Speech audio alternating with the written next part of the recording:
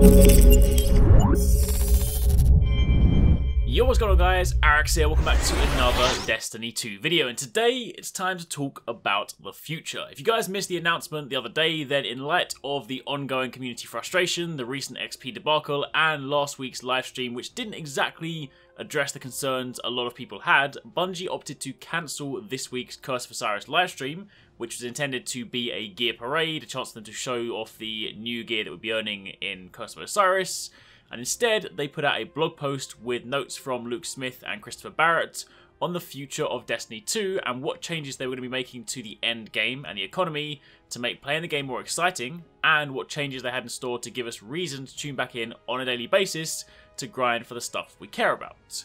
Well, that blog post just went live, and while it's obviously still early days and only time will tell just how these changes really impact the endgame experience, there are some promising changes on the horizon that I think are a step in the right direction. So in this video, we're going to go through all the upcoming changes and see what we've got in store. If you do enjoy this, then a like would be super appreciated, and be sure to comment down below and share your thoughts.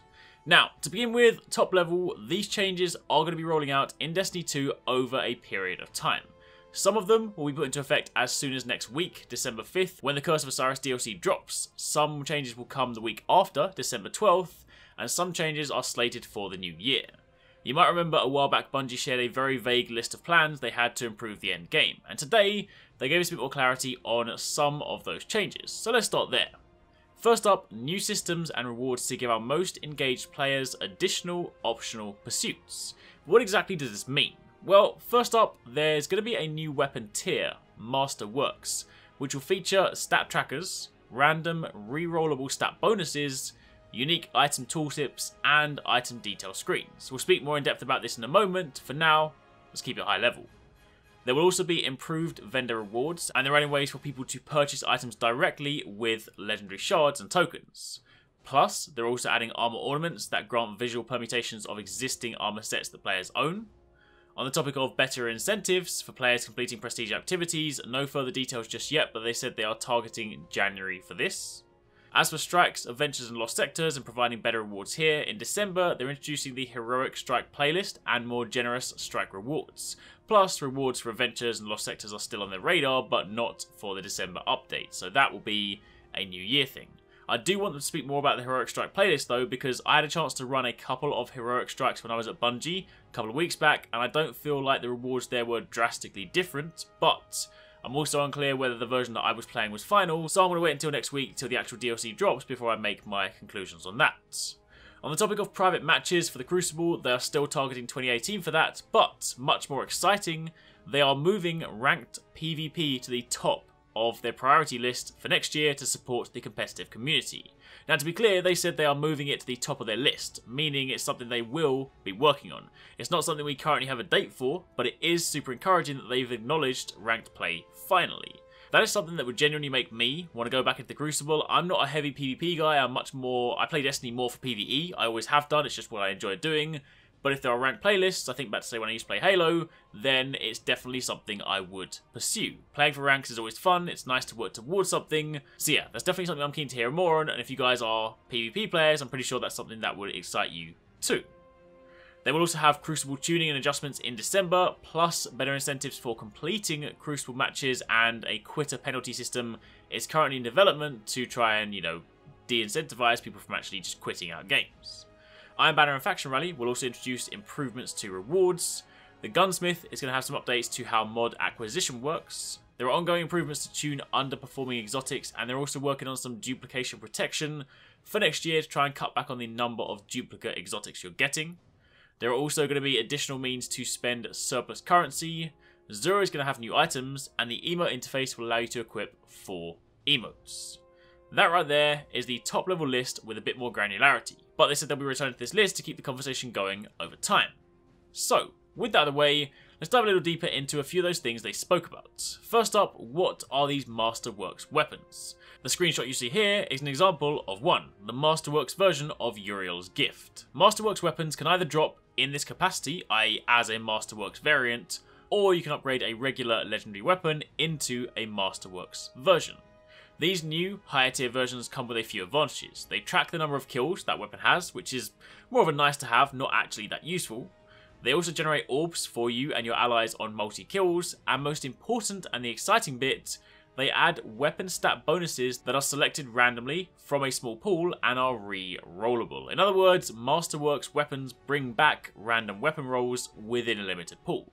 That was one of the main complaints about Destiny 2's weapon system. People weren't a fan of the fixed weapon rolls because it means you had nothing to grind for. You know, if you get the 6th or 10th or 50th Uriel's gift, it is the exact same as the last one you got. There's no need to even check it, you can just dismantle it. Meanwhile in Destiny 1, the grind for the quote-unquote god roll weapons was a thing that kept people playing. So by bringing that back in the Masterworks Weapons, it should give us something to pursue. Masterworks Weapons can drop from any source of legendary weapons for characters above 250 power level, so anywhere you can get a legendary is a chance for a Masterworks. Additionally, unwanted Masterworks weapons can be dismantled into materials that can then upgrade existing weapons into a Masterwork, and Raid and Trials weapons will also have a very high chance of being a Masterwork variant. They do have future plans to extend this system to other gear, but for the time being, this system is scheduled to drop on December 12th, the week after Curse of Osiris. Moving on from there, you have Armor Ornaments, a change slated for December 5th, Curse of Osiris launch. Ornaments will be added to existing armor sets to offer more visual customization, but unlike ornaments in the past, these won't be items you simply apply to your gear. These will be ornaments you unlock like milestones. If you complete the condition, you get the ornaments. These ornaments are then applied to the base pieces of gear, and they're also linked to that season. So if you don't play, say, Season 2, and you come back in Season 3, then someone might have a set of ornaments you don't, and can't get, to say that they were there during that season. For Season 2, the following sets will have these ornaments available: the Vanguard Faction Armor, the Crucible Faction Armor, Trials of the Nine Armor, Iron Banner Armor, Dead Orbit, Future War Cult, and New Monarchy Armor, and also the new raid gear that will come from the Eater of Worlds raid lair. In addition to that, as a first step in giving us more ways to use our surplus currency, faction armor and weapons will be unlocked for purchase for legendary shards and faction tokens at most vendors. So in the case of the screenshot you're seeing here, if you are missing some Crucible gear, you can use legendary shards and Crucible tokens to buy the pieces you want. Same would apply for, say, faction rally gear, so if you've been chasing that elusive helmet, it should apply there. They haven't given us a comprehensive list, but it did say that most faction vendors will allow you to do this, so I would hope that would also apply for things like Dead Orbit, Future War Cult, New Monarchy, and hopefully Iron Banner. The gear will be available every week, meanwhile the weapon will rotate weekly, so that is something else to factor into the weekly ritual. This change will also drop on December 12th, so again the week after Curse of Osiris. As for our good old buddy Zur, who has become a little bit useless as of late, he's also getting a couple of changes on December 12th. First up, every week you'll be able to acquire one of the new fated engrams using legendary shards. This will set you back a slightly greater amount, 97 shards, but what this engram will do is give you an exotic you don't currently have. So it should be a guaranteed way to take items off the list and fill in the gaps, at least until you have everything and then it'll become useless again. However, on top of that, the 3 of coins are making a return, but this time they've been simplified. Using a 3 of coin will now boost exotic drop rates for 4 hours. No need to stack them or apply them before a boss encounter, it'll just be a flat time buff. And these will also cost you legendary shards.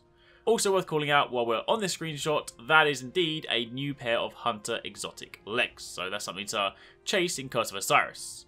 Then moving on from there, the last heading talks about general investment. On December 5th, Banshee will allow you to dismantle rare quality mods into gunsmith materials to clear space in your inventory and give you a chance to produce more legendary mod components.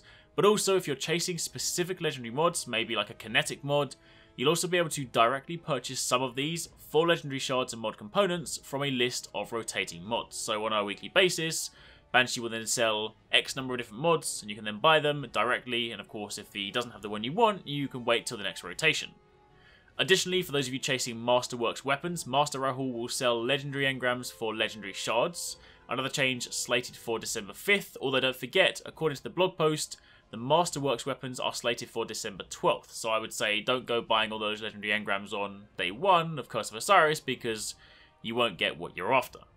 On December 12th, Commander Zavala and Lord Shaxx will sell gift consumables for legendary shards, and these will grant bonus rewards to everyone in strikes or crucible matches, and award anything from faction tokens all the way up to exotics. Vendors will also only beckon you to speak to them when you have enough tokens to actually level them up, again December 12th, And finally, on December 5th, there will be some changes to reputation tokens, essentially resulting in them dropping more frequently across some of the listed activities here. Now, that's pretty much it for the finer details for the time being. Of course, with Curse of Osiris dropping next week, Bungie said they'll share more details on how and when we can preload it, the go live times, and details for the upcoming Dawning event coming shortly after. There's also a segment in the post that talks about changes to the XP system, so if you want to check that, I'll link the blog post down below. But for the time being, that is an early look at some of the changes coming to the game. So in summary, Masterworks Weapons to give us new things to grind for, places and ways to spend surplus currency, Ornaments to give us stuff to unlock for our gear, and some additional vendor and economy changes too. Definitely a step in the right direction, that is for sure.